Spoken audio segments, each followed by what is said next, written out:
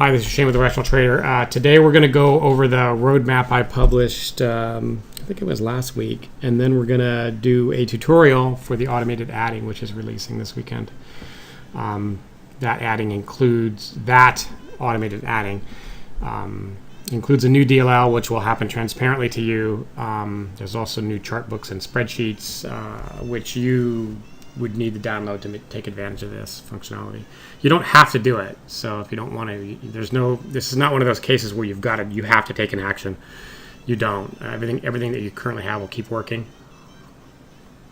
But if you want to do the automated adding, you'll need the new chart book and the new spreadsheet and the new DLL, because there's a new study in there to help make that work. So we're going to go over all that. Let's see. So let's start with the roadmap update. So I published this last week, and let me bring that over here. And the reason I'd like to go over this is that when you read through this, when you received it, it has this. You could take away from it that all this is happening in serial fashion, in series. But in fact, much of it is in parallel because of the different resources that are required and the different dependencies. So let's just walk through each one, and then it'll give you a sense of what's actually happening, because there's a fair amount going on.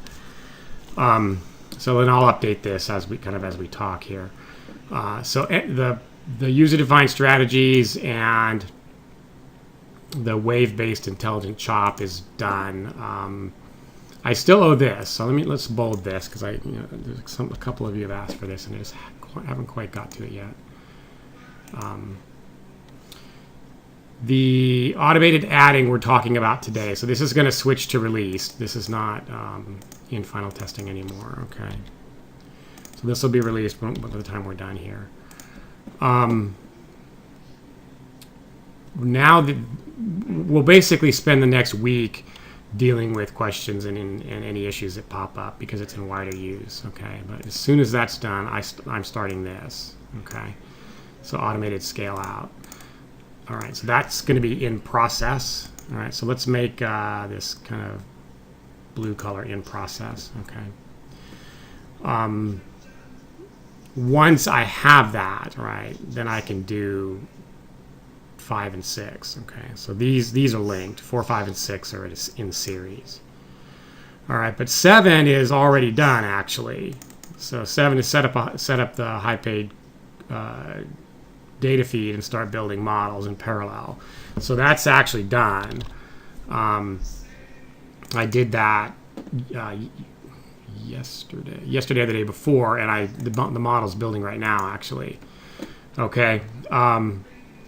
And then, so we'll actually be starting this next week. So there'll be live side-by-side testing of the DTNIQ data feed with a model built using its data, and what we've been doing, the live trading with the Transact data feed using a Transact built model. Okay. And then in process will be all of this stuff here. Okay, so this is also in process. All right.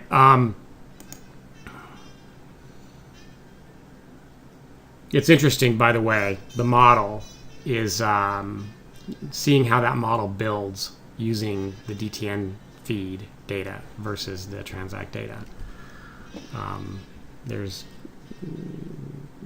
You would expect it to be the same, but it's not. And the differences are interesting. I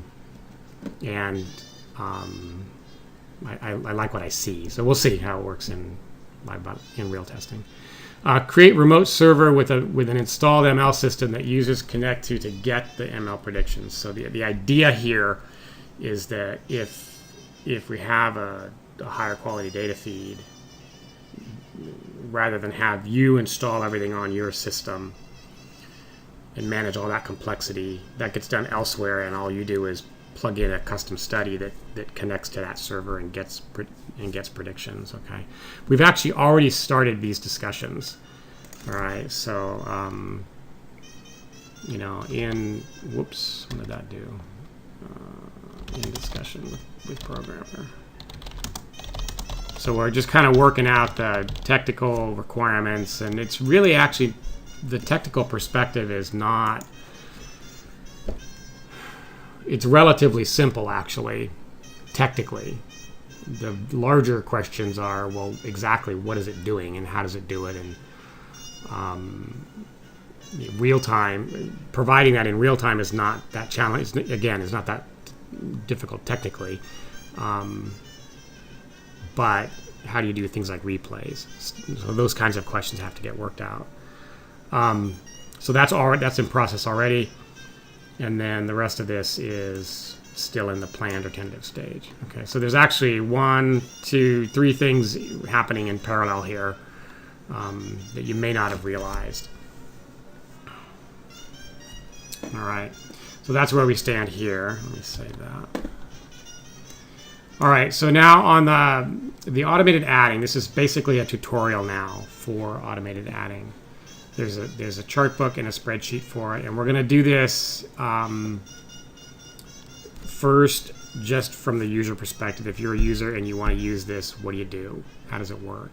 And then we'll get a little more technical for those of you that like to play around with things or understand sort of how it works.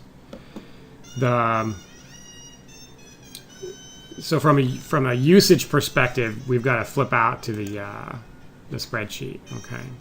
Because you've got a bunch of new things here. All right, and these control whether or not you're going to add. And the key control is right here. So let's actually change this color. All right, cell properties. Let's make it red. Maybe not that bright. Okay. This says if an ad opportunity shows up, how it checks this cell to see if it's allowed to add. Okay, so if you're trading one contract and you tell the system, I'm willing to go up to 2, then it will do an ad. All right. So the way if you want the latest spreadsheet and system, and which is probably what you should do, but you don't want to add, all you do is set that to 0, and now the system will just work like it normally works, but you won't do any adding. Okay. So that's the first thing. All right. So that's the switch to turn it off and on. All right. Now, before we go any further, let's swap out to Thursday and look at what actually happened, because we had an ad happen on Thursday. Where is it? That would be yesterday.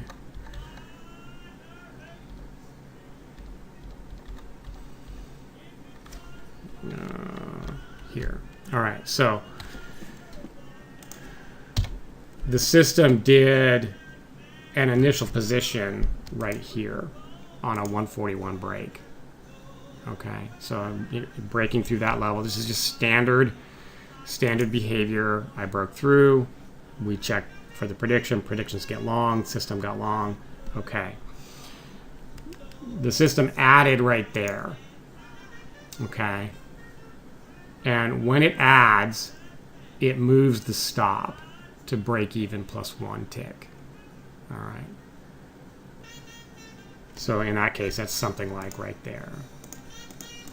So that happens automatically. We'll go over how it chooses to add in a minute, but this is what happened. It also, at the same time, will then reset the target to what you've defined, and I've defined it as 80 ticks. So it resets it to this level plus 80. In other words, I'm not keeping the original target here that I got when I started. I'm pushing it further out every time I add. Okay. And in this case, I'm still trailing by 20 ticks, and so the market, pulls back and just takes me out there, and I made 12 something points on the first contract and 4 something or 3 something on the next contract. If I didn't get that pullback, it would have gone up to the new target of this level plus 80. Okay. Now I'm gonna show you how you can change that. But this is how it works. Get in. If you get a criteria to add, and you've said it's allowed, it'll add a contract right there. It'll move the stop, it'll move the target, and off you go. Okay. There's some settings that have to be defined in order for this to work. Now, the settings in the studies are defined for you already, so you don't need to worry about those. But there's an absolutely crucial setting that you have to do, on your system, in order for this to work correctly. And it's in the bizarrest place you can imagine. All right, so this is the trade window. Okay. It's the main tab. Okay, and there's this little button right here that says M. All right, I guess that means menu. I don't know. You click that button and you get this M. And what we want to do is, for orders, that support scale-in has to be checked. Okay. If that's not checked, this will not work correctly. All right. Now, what this does is it tells Sierra Chart that, hey, if I add to an existing position, go ahead and automatically adjust the stop and target orders. Don't send another set of attached orders. Instead, take the existing attached orders and adjust them. Okay? So if you don't have that, what'll happen is when you place the second order, it'll put a stop. It'll also send a stop and a target. So now you'll have an order with a stop and a target, and then another order with a stop and a target. Different stops and targets. Okay. So that's not what I'm doing here. I'm keeping it all together, and it requires this to be checked. Okay. So again, if you add to an existing position with support scale-in checked, Sierra Chart will not send the attached orders that you have listed here. Instead, it just adjusts the existing ones for you automatically. It works perfectly, but you have to understand that this is required to make that happen. All right. So I can't set that for you, I believe. I want to make sure you check it. You check to make sure that this is set. All right. Worst case, if it's not checked, you might get stopped on your ad sooner than you'd like. Because part of the philosophy here is, if I get in here, all right, and I get some profit in the trade, and then I add, I'm basically using this profit to fund another contract. So I set the stop as far away as I can and still be at break even. All right. And then off you go. So instead of a tight 10 tick stop right here, it'll be bigger than that. You're going to give it some more room. Okay. That's the idea behind doing it this way. All right. So the key takeaway here, main chart trade window, main tab, the M button, the orders item, support scaling is checked. Okay.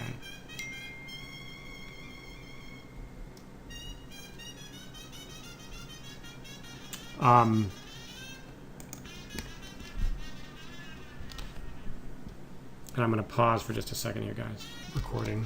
All right, so let's look at questions. The original position and the added position both trail at 20 ticks since you moved the original to break even. Yes. All right, so let's walk through that, and then Bill, I'll get to your question in a moment. All right, so my yellow line is the stop. Okay, and it starts off, down here somewhere. All right, and then it moves to entry -5. And then then it starts to trail by 20, 20, 20, 20, 20, 20. And then when we do the add, you get a new break-even level. And Sierra Chart will combine, it'll increase the stop, the quantity in the stop. And my spreadsheet system will move the stop to entry plus 1. Okay. So now it's here, and now it starts to trail by 20 from here. All right, so if it's already 20 ticks high, the very next tick, it's going to move up. It'll start trailing. All right, so it kind of depends on where this add happens. If this add happens really far away, the break-even point might be, you might see it move to break-even and then just immediately move closer. All right.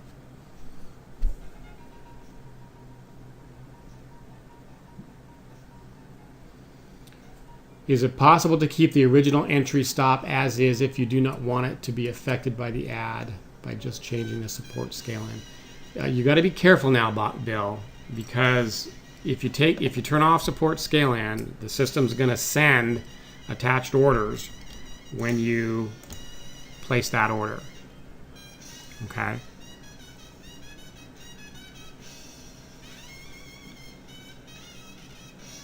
So now you're going to have 2 orders with 2 sets of child orders, stops and target orders. All right.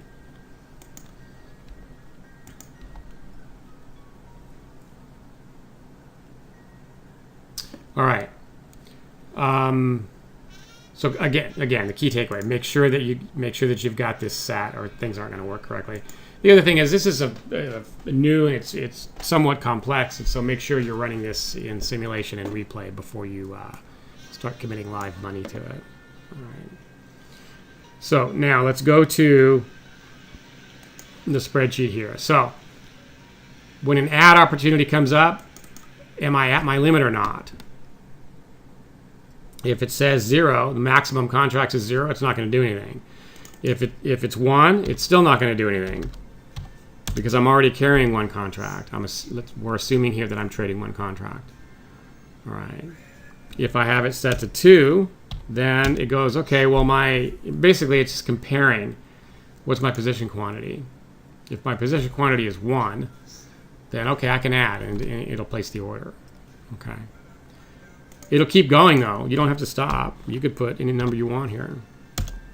So if the market continues to advance and you've said I'm willing to keep adding, it'll just keep adding as long as your account, you're not exceeding your max contracts up, with the broker. All right. So the key thing here, what I want you to understand is set that to 0 if you don't want to add. Okay. That's the most important thing. And then what I've been doing every day here for weeks now is I have it set to that. I'll add once is what that says, since I'm trading 1 contract.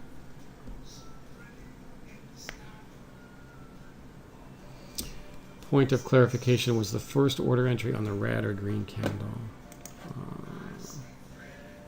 The signal occurs on this bar, so it gets placed on that bar. Okay? That's standard. We never place an order mid-bar. Here, the second order, let's see what happens there.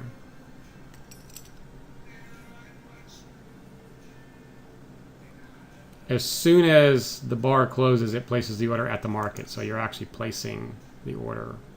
Looks like you got filled right on that bar.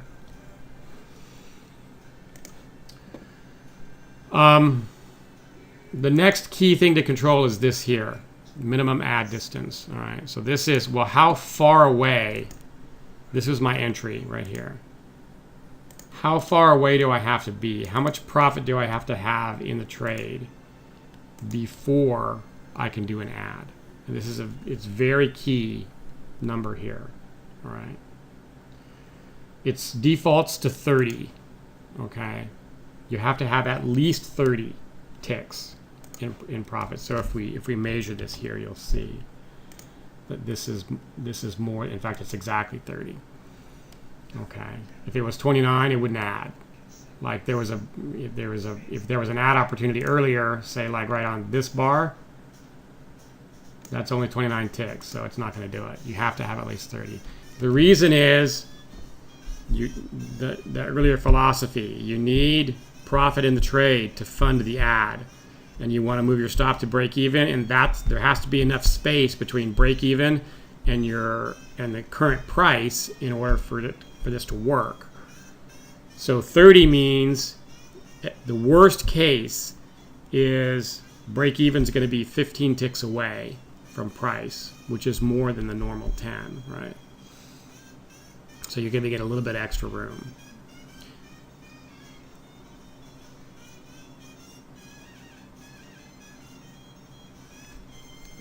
All right. Larry's asking that the V-bar 2 rule requires that the order be placed on the candle closing in the direction. It is, Larry. You're not understanding what's going on here. That bar is closing up. The signal is long. Place the order. All right. You get filled on the next bar, but the order gets placed as soon as this bar closes up. Okay, so key point. Make sure that you're X amount away from your price before you can do an ad. Okay, and the reason is you want to make sure you can move the stop to break even and scratch. I never want to take a loss on an ad. I've gotten a movement in the market, and what I'm doing is I'm saying, okay, instead of taking profit, I'm going to use that profit I have in the market to fund a bigger position. Okay.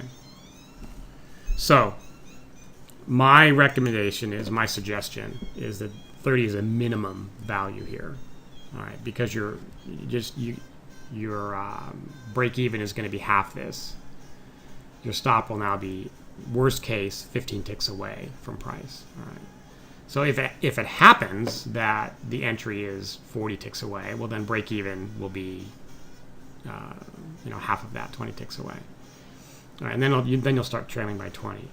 But if you set this to something like 10, all right, then in the market sees a behavior, then within 10 ticks, you're going to move your stop to break even plus 1, but you're only 5 ticks away from price. You're likely just going to get stopped on normal price variation. Okay, so give yourself enough room is the point there. All right.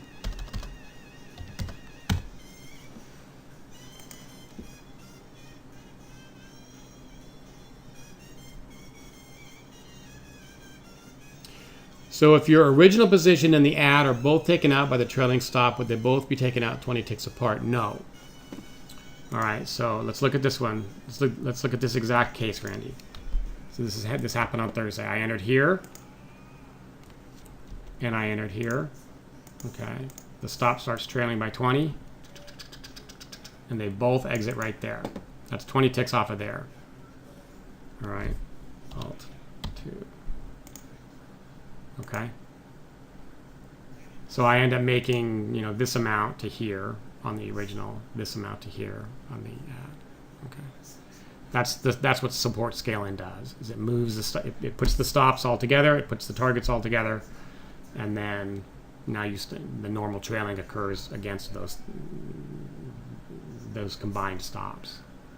They're not separate. They're now a single order. All right. Back to the spreadsheet. There are 4 behaviors that I've defined for what constitutes an ad opportunity. Okay. The first one is the break. So that's not what happened here, unfortunately. But let's say you got into the market. Let me see here. All right, yeah, let's do this here. Let's say you got in down here somehow. Okay. And there's a break level right there. So if I'm in the market and I'm 30 ticks away from price and I've said I want to add, it's going to add when that bar closes above the break level. Okay. If that is set to 1. If I don't want to do that, if I don't want to add on breaks, then just set it to 0. And now it won't do it. Okay. So add on the break is the first one. It's actually the one I'm looking for, because what I'm looking for is the case where the market is like this, where it turns. I'm really looking for this case here, where I'm getting in here somewhere, and then, you know, on a pullback or on a turn, and then the market breaks through and goes. That's the kind of the key thing I'm after here. All right. So that's the first one. Add on a break. If you're in a position and you're 30 ticks away and you've set out on break, if you break through a level, it's gonna add. It doesn't do any other. It doesn't do any other logic. It doesn't check to see is there a machine learning code that says to do that. Nothing. If you break through a level and you've said you want to add and you're 30 ticks away, it's going to add. Okay. The next one is add after pullback. Okay. Now this one's trickier because whether or not it will ever execute depends upon the trailing stop that you're using. Okay, so basically what it means is, if I get into the market here and a pullback occurs, you'll get an up bar and then another up bar, and I'm going to add right there. So if I'd gotten in here and I survived this pullback, given whatever my trailing stop is, as soon as I see two up bars in a row, I'm going to add. Okay. As soon as the wave completes, basically. When this down wave completes, I'm going to add. Two up bars is not correct. Is not the correct. It's not accurate. It's when the wave completes. Sometimes it's multiple bars. Okay, so when the wave completes, it'll add. And this is where I think the big problem is, because when the market is in these cases where it's trending like that, the 20 tick stop is not enough. We're constantly getting stopped out at, and then the market turns. So if you use, I have this set to add after pullback, but my trailing stop is 20 ticks. This will never happen because I'm always going to get stopped out on my trail. I have to increase my trailing stop to make this work. Okay, so that's up to you. All right. I tested it with 40. It works exactly as you expect it to with a 40 tick trail, because in other words, you're giving it enough room to survive the pullback. The problem, of course, is that if the market doesn't have a direction, then you've gotten a lot of profit in the trade, and then you've given it all back as the market, doesn't continue in that direction. So that it's up to you as an individual. How do you want to handle that? Okay. So what I did is I found that 40 was too much. 20 is probably not enough, but by using 20, what I'm saying is that I'm not expecting to ever add after a pullback. I'll already be stopped out. Okay. So I'm looking for these other cases, these other behaviors. Of course, you can test it on the week just finished. The whole idea is to get this and then model everything all the different settings you want to try. Try just one. Try all four of them. Try different trail amounts. The key will be the trail amounts. All right. And maybe the add distance, but I doubt it. If you get 30 ticks away, that's reasonable to me. But we're back to the same discussion we always have. I can think that this is a good idea, but now I have a tool to go prove one way or the other that it's a good idea, okay, or a bad idea. And you can play with the settings and figure out what you want to do. And everyone has a different tolerance for total risk and how much they're willing to give back, and it is what it is. Okay. So we've covered the add-on break, which is the easiest one to understand. Add after a pullback, which requires that you use a bigger trail than the wave. All right, the wave is set to 20 ticks, so you're going to have a bigger trail than that. Let's do the bottom one first, and we'll talk about this middle one. Add-on PRP type 2. Okay, this is a price reversal pattern is what PRP stands for. So it's looking for this case where there's a pattern of bars that looks exactly like you see here. You get 2 up bars, and then 1 or 2 down bars, and then another up bar. And what you're seeing there is in this little microcosm of price movement, a test of the level that was set by that bar. It's a price reversal pattern, and it can take a lot of different forms, but ultimately, it's 2 up bars, 1 or 2 down bars, and an up bar. That's what it is. All right. That's what happens here, actually, on my ad. Okay. So let's look at that and see. So the entry was right there. There's a price reversal, a type 2 pattern right there. You see the 2 up bars? 1, 2, and then a down bar, and then an up bar. You see what I'm talking about, how there's a little microcosm of level testing in that pattern. So that pattern is what we mean when we say add-on PRP type 2. Okay, there's three PRP types. This is going way back to the original rational trader system.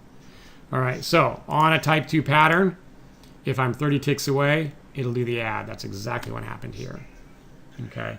Now, what I like about that is that that could happen anywhere. It doesn't require a big pullback. It doesn't require a break. It's just price movement in you can see here. That's just a variation on price in this up move. So this is a good ad. I like this ad right here. Okay, my stop got moved down to here. I started trailing by 20, and I had a good opportunity there. It's a good ad. Okay.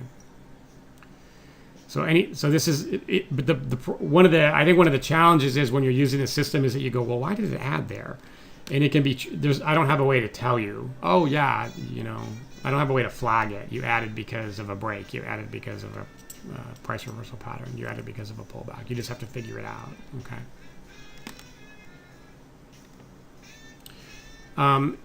And Randy doesn't want to use the chop.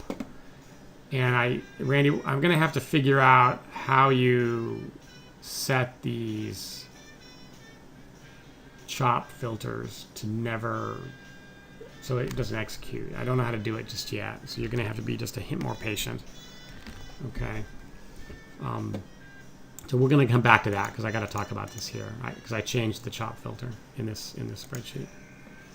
All right, so this is the third case we've covered on a break, breaking through here, on a pullback. Okay, so when the wave completes, add a price reversal pattern. You see right here, I'm 30 ticks away. I've said I want to add. There's a type 2 pattern in my direction. Off we go.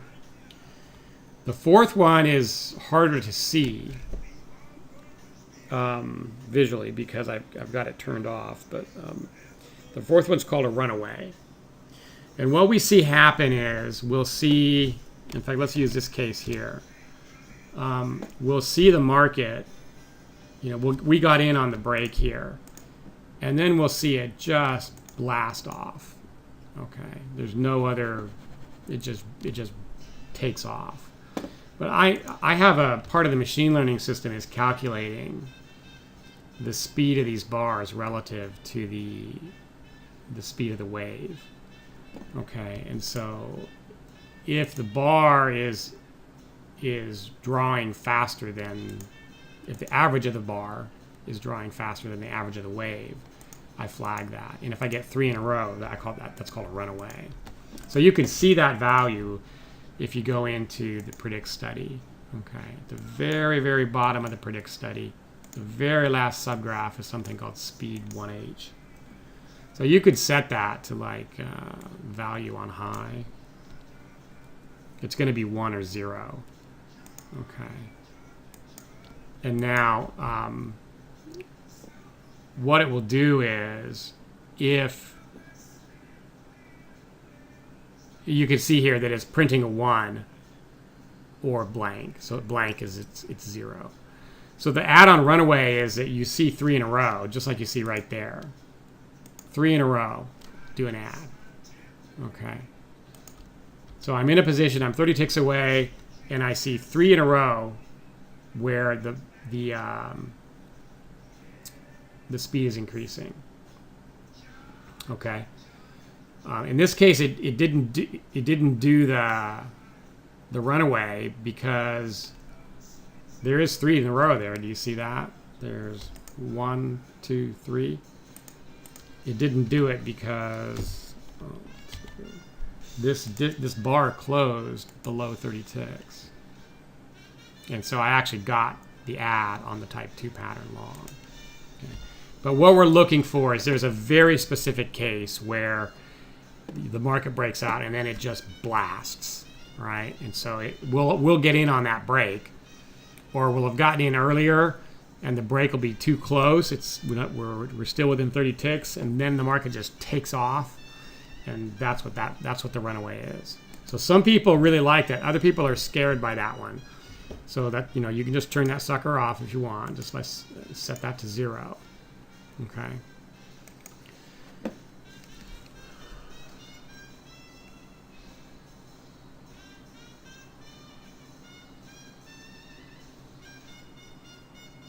All right, so Michael's got a great question. If you, let's say you're trading one lot, and but you're willing to add twice. Okay.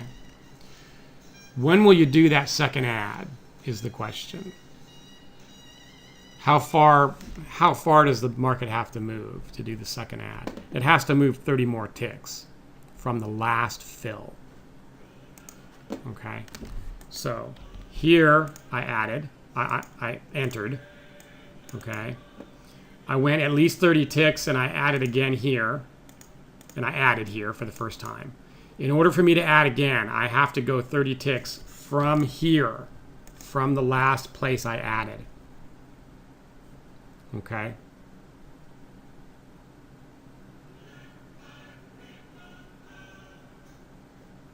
So that would be Alt 2. You're going to have to get to there. And then get a behavior. And then it'll do the add.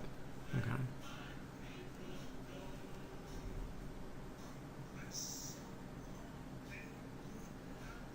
Have I tested 1 + 1 versus just 2 on the initial? No, I haven't. So the reason, Billy, is that this is really designed for someone who doesn't have a big account and can only trade one contract. The whole point of this is I'm only taking $50 of risk. Okay. Now, let's go and look at something else here, though, because the order quantity here is how much is going to get added. All right, and so if you're starting off with more than one contract, we're gonna have to do something here. I don't have that done yet. All right, so I want to make this clear. When you place an order, you've got the trade window. Where did it go? Where's the trade window? Here's the trade window, and this is one contract here, right? But if you're trading 2 contracts to start, you have to have updated this value here. What's in this cell here is the order, is what's going to actually get placed. Okay, and so if you're starting off with 2 contracts and then you want to add 1, we have to put a formula in here to update this value. It's very easy. I just didn't do it yet. I don't know if I'll have time to do that before I release this tomorrow morning. Okay. It was on my list. I didn't get to it. Okay. So as it stands now, this is set up to trade single contract and add a single contract. It's not difficult to change it, to tell it, hey, change this value to something else because I want to add a different amount. It's very easy to do. The formula is very simple. But you need a formula in here so that it's 2 when I don't have a position in the market, and it's 1 when I do have a position. Okay.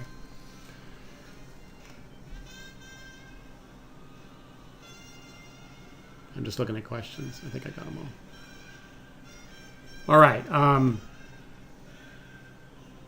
So by extension, if you don't do anything and you say, well, Shane, I trade 2 contracts, I don't trade 1 contract, then this number 2 will be here. Then it's going to add 2 is what will happen. So if you don't want to do that, then, and I haven't updated that yet, talk to me and we'll do it real quick. Okay. Then you can test it. Okay. Because this I think this is somewhat confusing in Sierra charts. What's in this cell is the order, is the amount that gets placed, and it doesn't matter what your trade window says. Okay, which is, I think, stupid, frankly.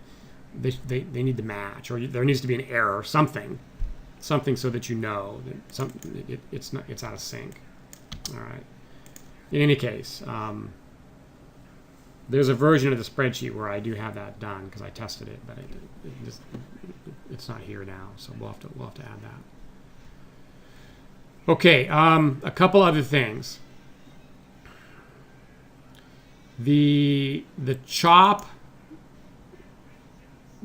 avoidance has been moved out of the. Actually, no. We have to do 2 other things first. I'm sorry. So there used to be a value that you put here, cancel order if unfilled. Okay. And there was a formula in here. And this was how we managed, if I place an order and I don't get filled within X number of bars, cancel the order. Okay. This does not work when you try to start doing adding. All right. It gets completely confused. And it causes you to be, there are cases where you can be in the market without a stop because of it. Okay. Because of that, we wrote this new custom study, which is part of the new DLL that'll download tonight. It's called Tier T Order Management. Okay, so we now, instead of putting a number here to tell the system how long should I wait before I cancel the order if I'm not filled, now you do it with this study. Okay, Tier T Order Management. And you actually have 2 choices. All right. The first choice is what we've been doing, which is the number of bars. If I set this to yes, right, that would be no. If I set this to yes, then it'll count 2 bars and then cancel the order, which is that's our default behavior in the spreadsheet. All right, you can also do it by distance, which I don't use, but you could set this to yes, and then if you go however far in ticks, it'll cancel it. All right. It's curious. I didn't actually ask for that. The programmer just put it in there because he thought, oh, this is obviously you want this. That was interesting. All right, so that's where this is defined. So if you want to give it 3 bars, you'd put that here. If you want to give it 1 bar, you'd put it here. 2 is the default. Okay. Now, there's one other thing you have to know about in the studies list that's new. Okay. You currently have this trail longs to zigzag, trail shorts to zigzag. That's the behavior that automatically trails the stop to the zigzag. There's 2 new ones here: trail, break even on add, and target move. Okay, the trail break even on add you never have to touch. Okay, but if you're curious what it is, this is the study that's moving the stop to break even +1 when you add. Okay. Target move, you have to know something, all right? Because this is the thing that says, okay, when I do an add, I have a new break-even level. How far from that break-even level do I want to move my target? Okay.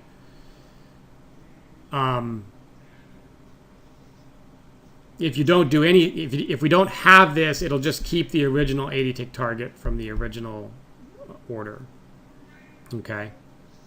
It won't move the target order out. This is the study that's moving the target order out. All right. And you're telling it how far. All right. And minus 80 means 80 ticks. I want to go 80 ticks away from my break-even point. In other words, I'm matching what I have up here. All right, but these aren't synchronized at all. You have to do it. You have to do this manually. All right, and it's a little intuitive, non-intuitive because it's a negative number. But what this means is when I add to my position and I've scaled in, I now have a target that's got 2 contracts. It's currently sitting at the original spot that was 80 ticks from my original entry.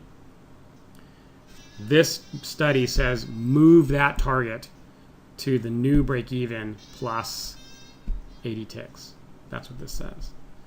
The only thing you would adjust in here is this value.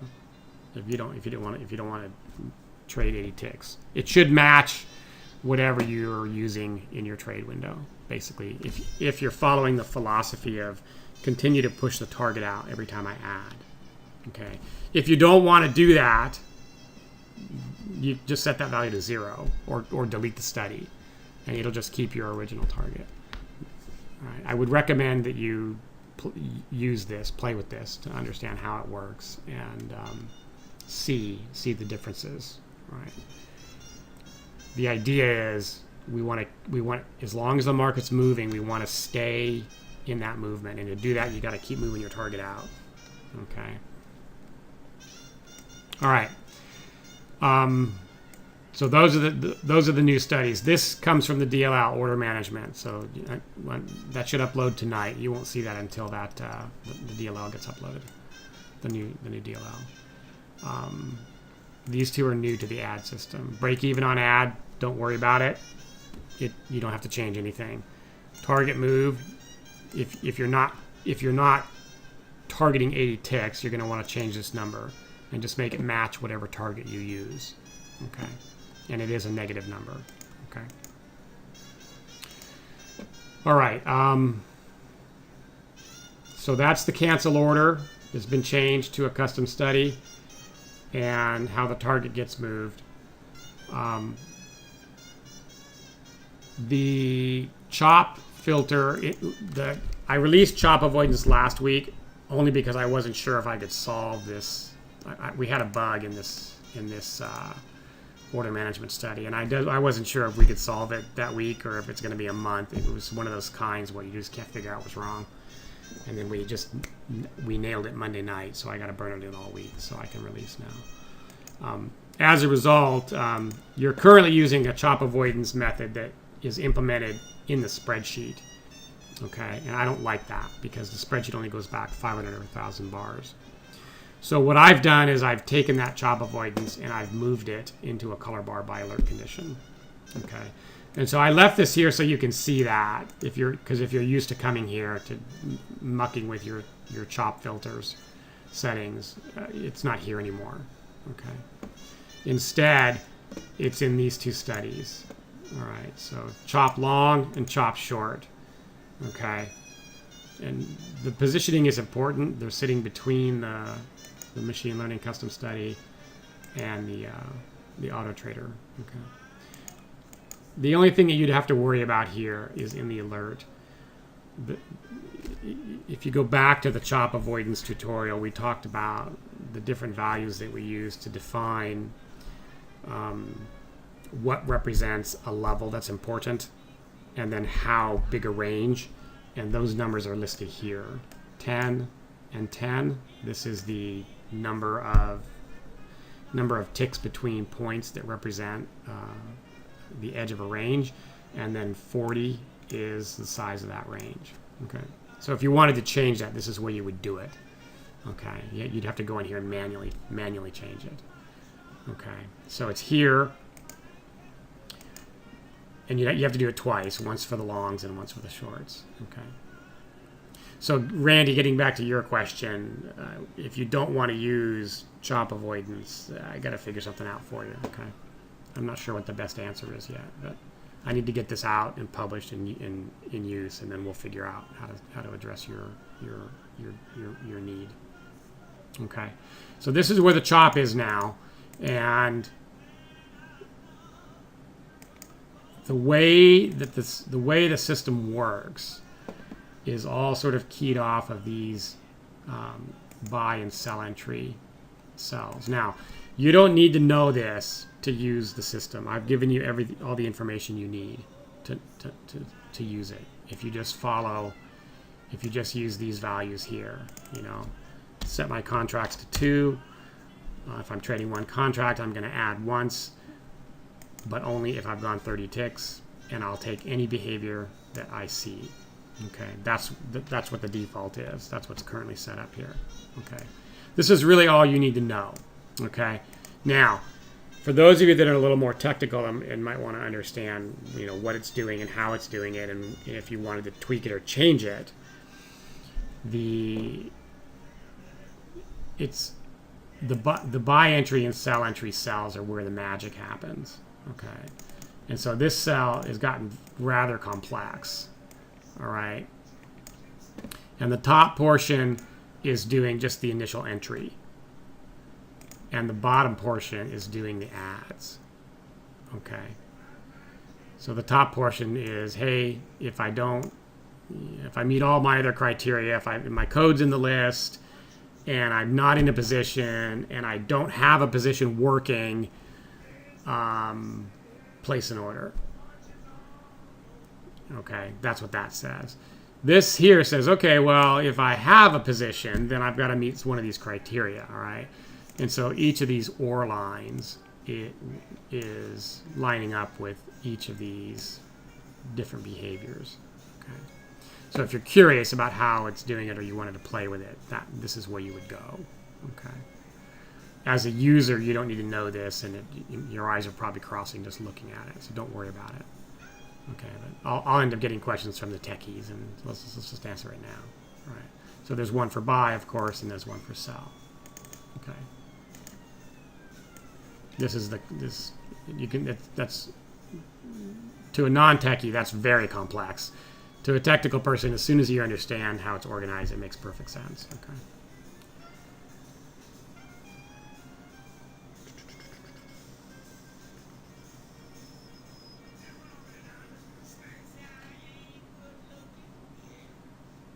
Okay, so would you ever consider a scale-out strategy versus combined? I'm about to start playing with scaling out, Randy, and so I'm basically on the roadmap. That's what this is. All right. So there's two things that are encoded in this automated scale-out. One is if I want to start with multiple contracts and take one off early, but still do adding. And the other is, okay, if I start doing scale out, well, how does that affect things like I want to keep my original target, but then do an add and have different stops and targets, things like that. So I understand what you're saying. You're saying, what about cases like you get in, you have an 80 tick target, just keep that target, don't move it. But then on your add, use a different target. That has to get worked out, how easy or difficult that is. Okay. There's somewhat of a lowest common denominator here. There's also the spreadsheet study for trading it's somewhat intricate and not completely known. And so you kind of go through it piece by piece as a way to understand it. The documentation is very dense. I think it was written by aliens who learned English by watching sitcoms, and so you have to treat it more like some natural phenomena where you have a hypothesis and you test it, and then go back and verify. Oh yeah, it does say that in the docs, and then just do the next thing. It's really powerful, but man, I'm telling you, it's complicated to figure out.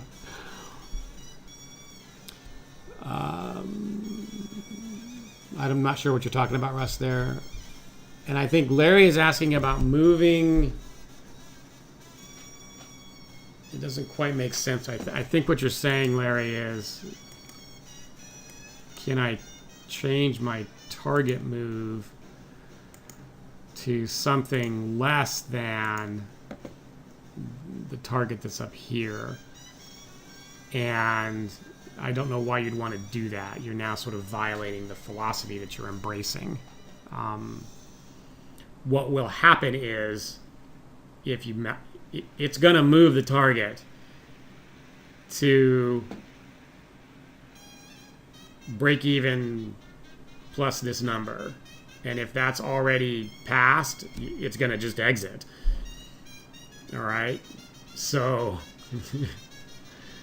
like moving it to minus 40, it's probably not that smart. I'm not quite sure what you're trying to do, but again, what we're implementing is get into a move and stay in the move as long as the move keeps going. That's what this does. Okay.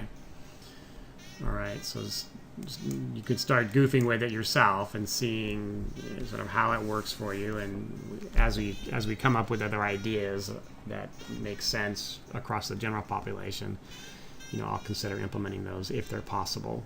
Okay. What you end up with is 8 people want 8 different things, and you either can't do it all, or if you did, it would be so complicated nobody could figure out how to use it. All right, so let's keep it simple, and then we'll move from there. So your statement, Larry, is you need to go back that up with some data. So run the replays and show me that's true. I don't agree with you. An 80 tick target is clearly an optimal number. 40 ticks, I make way more money if I use 80 tick targets than if I use 40, way more, and I've got the data to prove it. Okay, so, but I'm not marrying you to 80. You can change whatever you want. It's just understand that there's a relationship between the target that you set for your initial position, the distance you set for the ad, and then the distance that you'll move the target after you add. Those 3 things are related. So it's important that you understand that relationship. Then go do whatever you want. I don't care. Go 60, go 60, 30, 60. Go 40, 30, 40. I don't think that'll be useful. But try it. It's fine. Maybe you'll discover something interesting. But again, what we're after here are these cases. I've got a nice run here. This doesn't actually quite go 80 ticks. I still make a pretty nice chunk here. If it went a full 80, I'd make even more. If it kept going, I'd make even more because I'm carrying more contracts. I'm after this case here. It doesn't happen every day, but it doesn't have to happen every day in order to really clean up. Okay, so when you get in down here, all right, and you're adding on this break, if your trail is enough that you survive that pullback, you're going to just really do well. Okay, and I'm working on personally trying to figure out, okay, well, what's kind of an optimal number here? I think 20 is too small. I think 40 is too big. 30 might be the answer. I haven't had time yet to do the full testing. Okay, but now it's going wide, so you guys can. What'll happen is I'll start getting replay results from a bunch of different people, and then we'll start converging to kind of an optimal. Okay. How much profit did this trade make? It was shoot, it shows it up here. 12 1/4 plus 4 3/4. So I would have made the 12 1/4 normally. So I made an extra 4 3/4 because of the ad system. It didn't hit 80 ticks. If it hit 80 ticks, then I would have just gotten out at 80 and I would have made more. That would be 20 points. This is 17 points. Okay. I look at this and I go, I don't care, because that didn't happen. If that continued higher, then I'm like, oh darn it, I gotta do some settings. So I did better than if I wasn't doing adding. All right. In this case, there are times when I do worse. There are times when you add here and it comes back and you scratch out. So instead of making like 10 ticks, I make nothing. Or the ad happens later, maybe at 40 or 50 ticks out, and you'll make you could scratch instead of making 20 ticks or 30 ticks. All right, so You have to, it's your tolerance for that that governs whether or not you're willing to do this. All right. And now you have a tool to go figure out sort of what your tolerance level is. How has the new data feed fared? I don't know yet, Michael. I set that up on Friday. The models are running right now. I like what I'm seeing in terms of how they're building. We'll run them side by side next week, and we'll start that.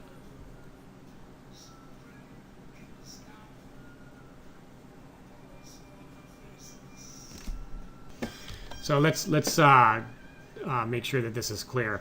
The spreadsheet and chart book are linked, and that you can tell from the name. All right, so let's walk through this. The chart book is up here, right? TRT, NQ, ML, predict. That's standard. Rational trader. It's the NASDAQ. It's machine learning. It's the prediction system. Rev 55 hasn't changed in a while. That's related to the model.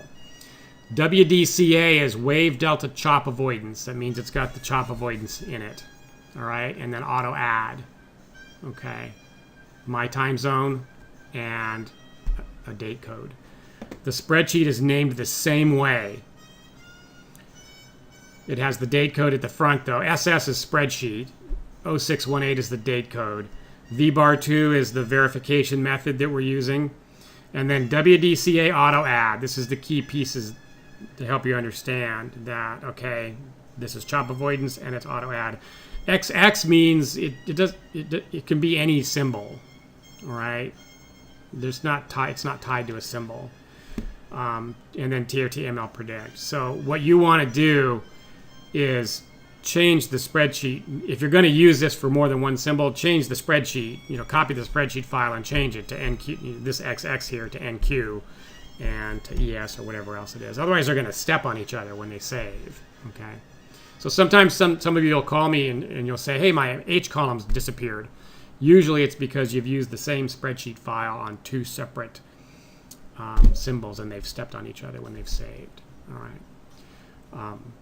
So this is how you tell that you're using the correct one.